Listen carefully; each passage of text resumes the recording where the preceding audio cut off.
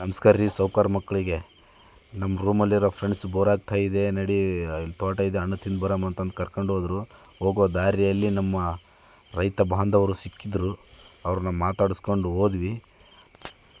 Comedy ಮಾಡ್ಕೊತ ನೀವೊಂದು ನಾವೊಂದು ಅಂತ ಗೊತ್ತಲ್ಲ, ಫ್ರೆಂಡ್ ಸರ್ಕಲಲ್ಲಿ ಯಾವ ಥರ ಇರ್ತಾರೆ ಅಂತ ಅಂದ್ಗೇಸಿಂದು. ಆ ಬಾಂಡಿಂಗು ಎಷ್ಟು ಕೋಟಿ ಕೊಟ್ಟರೂ ಸಿಗಲ್ಲ. ಈ ಪ್ರೆಸೆಂಟ್ ಕೋಟಿ ರೊಕ್ಕ ಗಳಿಸ್ತಾ ಇದ್ದಾರೆ ಅಂತಂದರೆ, ಅಂಥ ಕೋಟಿ ಗಳಿಸೋದು ಬುಟ್ಟಿಗೇಸಿಂದ ಬಂದು ನಮ್ಮಂಥ ಫ್ರೆಂಡ್ಸ್ಗೆ ಟೈಮ್ ಕೊಡ್ತಾರೆ. ಯಾಕಂದರೆ ಅಷ್ಟು ಚೆಂದ, ಅದು ಸುಂದರವಾದಂತಹ ಫ್ರೆಂಡ್ಶಿಪ್ಪು.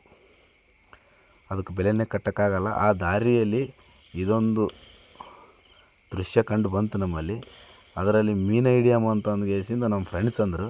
ಅದರಲ್ಲಿ ಏನು ಅಂತಾರಲ್ಲ, ನಮ್ಮ ಮನೆ ಬಾರ ಹುಚ್ಚಾಗಿ ಮೀನು ಹಿಡಿಯೋದಾಗದ ಮಾಡಬಾರ್ದು ಅಂತ ಅಂದ್ಗೇಸಿಂದು ನಮ್ಮ ಮನೆ ಬಾರ ಇವತ್ತು ಹಂಗೆ ಆಯಿತು. ಹುಚ್ಚಲ್ಲಿ ಮೀನು ಹಿಡಿಯೋಂಥ ಕಾರ್ಯಕ್ರಮ ನಡೀತು. ಇರಲಿ, ಅದೊಂದು ಒಂಥರ ಎಂಟರ್ಟೈನ್ಮೆಂಟ್ ಆಯಿತು. ನಮಗೆ ಖುಷಿ ಆಯಿತು ಭಾಳಷ್ಟು.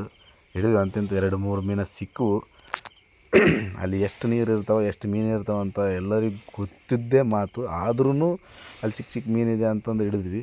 ಇದೇ ನೋಡ್ರಿ ತೋಟ, ನಾವು ಬಂದಿರೋ ತೋಟ. ಎಂಟ್ರೆನ್ಸ್ ನೋಡಿದರೆ ಇದೇನು ಭಾರಿ ತೋಟ ಅಂತ ಅನ್ಬೇಕು. ಆ ಥರ ಕಾಣ್ತಾ ಇದೆ. ಹಣ್ಣು ಒಂದು ಕಾಣ್ತಾ ಇಲ್ಲ, ಇದೇನು ಬರೀ ಖಾಲಿ ಗಿಡಗಳು ಅಂತ ಅನಿಸ್ತು ನಮ್ಗೆ. ಸ್ವಲ್ಪ ಒಳಗೆ ಎಂಟ್ರಿ ಆದಮೇಲೆ ಗೊತ್ತಾಗಿದ್ದು ನಮ್ಗೆ ಹಣ್ಣು ಏಸಾವಂತ. ಇಲ್ಲಿ ತಳಗೆ ಹಾಕ್ಯಾರ ನೋಡಿ ಭಾಳಷ್ಟು ಹಣ್ಣುಗಳು. ಪರವಾಗಿಲ್ಲ, ಹಣ್ಣು ಭಾಳಷ್ಟು ಅದಾವ. ಪರವಾಗಿಲ್ಲ ಅನ್ನೋಕ್ಕೇನು, ಭಾಳಷ್ಟು ಹೆಚ್ಚಿನ ಸಂಖ್ಯೆಯಲ್ಲಿ ಹಣ್ಣು ಅದಾವ. ಇಲ್ಲಿ ನೋಡಮ್ಮ, ಒಂದು ತಿನ್ನಮ್ಮ ಅಂತ ಅಂದ್ಗೇಸಿಂದು ಒಂದು ತೊಗೊಂಡಿವಿ. ಅದರಲ್ಲಿ ಭಾಳಷ್ಟು ಕೆಟ್ಟ ಹುಳಗಳಿದ್ವು. ಯಾಕಂದರೆ ಮಳೆ ಬಂದಿತ್ತಲ್ಲ, ಮಳೆ ಬರೋಕ್ಕಿಂತ ಮುಂಚೆನೇ ಹಣ್ಣಲ್ಲಿ ಚೆನ್ನಾಗಿರ್ತಿದ್ವು. ಹಾಗಾಗಿ ಅವು ಸ್ವಲ್ಪ ಹುಳ ಬಿದ್ದಿದ್ದು ನೋಡಿ ತಿಂದ್ವಿ. ಇಲ್ಲಿ ನಾಯಿ ಇತ್ತು, ನಾಯಿ ಕಡಿದಂತ ಭಾಳ ಭಯ ಇತ್ತು. ಅದು ಹೋದ್ಮೇಲೆ ಅಜ್ಜಿ ಬೈತಾಳೆ ಅಂತಂದ್ಗೇಸಿಂದ ನಮಗೂ ಅನಿಸ್ತು. ಬಟ್ ಆದ್ರೆ ಅಜ್ಜಿ ಒಳ್ಳೆ ಅಜ್ಜಿ. ನೋಡ್ರಪ್ಪ, ಕೆಳಗೆ ಬಿದ್ದ ಹಣ್ಣು ಭಾಳಷ್ಟು ಹುಳಗಳು ಬಿದ್ದಾವ.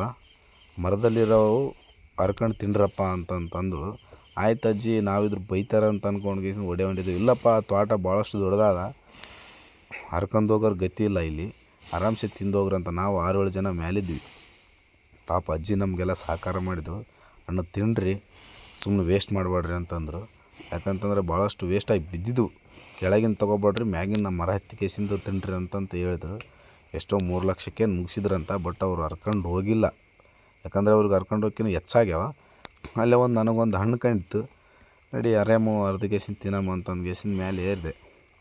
ಅಲ್ಲಿ ಹೋದ್ಮೇಲೆ 3-4 ಹಣ್ಕೊಂಡು ಹರ್ಕೊಂಡ್ಗೇಸಿಂದು ನಾವೆಲ್ಲ ಫ್ರೆಂಡ್ಸ್ ಎಲ್ಲ ತಿಂದ್ವಿ. ಈ ಮಂದಿ ನೋಡೆಲ್ಲ ಕೆಳಗೆ ನಿಂತು ನೋಡ್ತಾರೆ. ಏರು ಅಂತಂದರೆ ನಾನು ಒಲ್ಲೆ ನೀನು ಒಲ್ಲೆ ಅಂತಂದರು. ನನಗೆ ನಿನಗೆ ಅಣ್ಣ ಅಂತಾರೆ ಕೆಳಗೆ ನಿಂತು ನೋಡಿಗೇಸಿಂದು.